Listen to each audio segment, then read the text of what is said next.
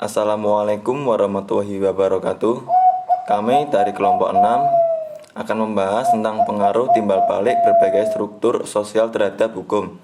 Di antaranya teori sibernetika, fungsionalisme struktural, kemudian the law of the untransferability of law Robert B. Seidman. Kami yang beranggotakan yaitu yang pertama Titamifara Fasika A, kemudian M. Asamudati, yang ketiga Uswatun Hasana. Langsung saja yaitu teori sibernetika. Dicetuskan pertama kali oleh Talcott Parsons, di mana dalam teorinya Parsons menganggap bahwa masyarakat merupakan suatu sistem yang terdiri dari bagian-bagian atau sebab-sebab tindakan-tindakan individu yang saling berkaitan dan saling mempengaruhi secara timbal balik. Meski integrasi sosial tidak akan pernah dapat dicapai secara sempurna, namun secara prinsip sistem sosial selalu cenderung untuk bergerak kepada harmoni yang bersifat dinamis. Kemudian, secara lebih spesifik, teori ini menyebutkan bahwa di dalam sebuah masyarakat terdapat berbagai macam subsistem, di mana antara subsistem satu dengan subsistem lainnya saling berkaitan dan saling mempengaruhi satu sama lain. Subsistem sebagaimana dimaksud meliputi subsistem antara lain adalah subsistem budaya, kemudian subsistem sosial, subsistem politik, dan subsistem ekonomi. Kemudian teori sibernetik ini menyimpulkan bahwa hukum dalam kehidupan masyarakat yaitu tidaklah otonom, karena senantiasa dipengaruhi oleh berbagai faktor antara lain, yaitu faktor ekonomi, politik, sosial, budaya, termasuk antropologi dan psikologi. Tegasnya, teori ini dengan indikator-indikator tersebut di atas memperlihatkan adanya suatu hubungan sibernetik.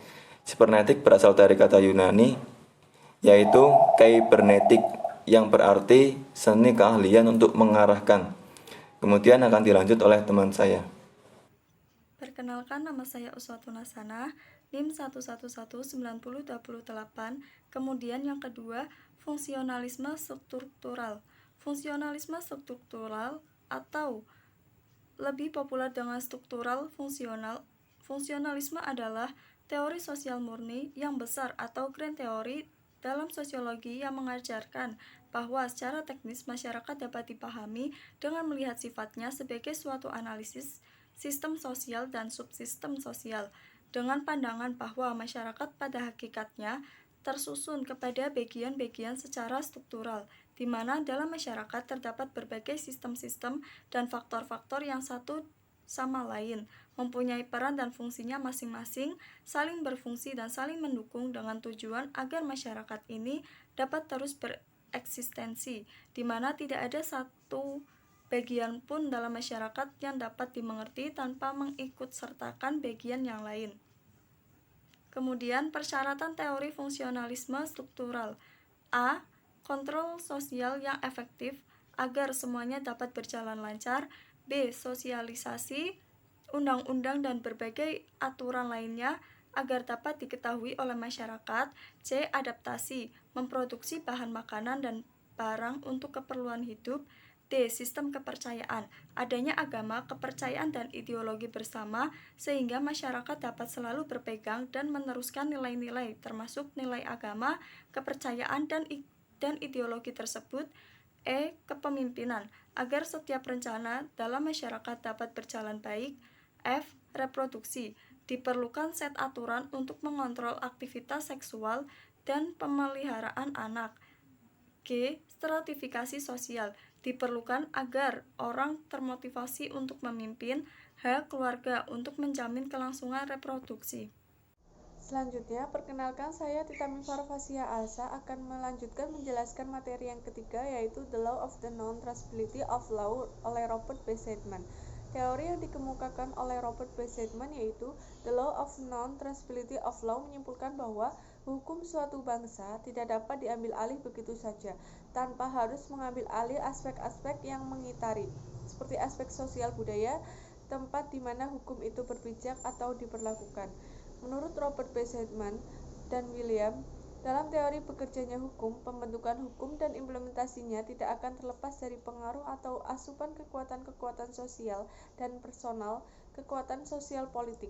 Teori bekerjanya hukum ini menjelaskan bagaimana pengaruh dari personal, lingkungan ekonomi, sosial, budaya, serta politik dalam proses pembentukan dan implementasinya. Itulah sebabnya kualitas dan karakter hukum juga tidak lepas dari pengaruh bekerjanya kekuatan-kekuatan sosial dan personal tersebut, terutama kekuatan-kekuatan politik pada saat hukum itu dibentuk.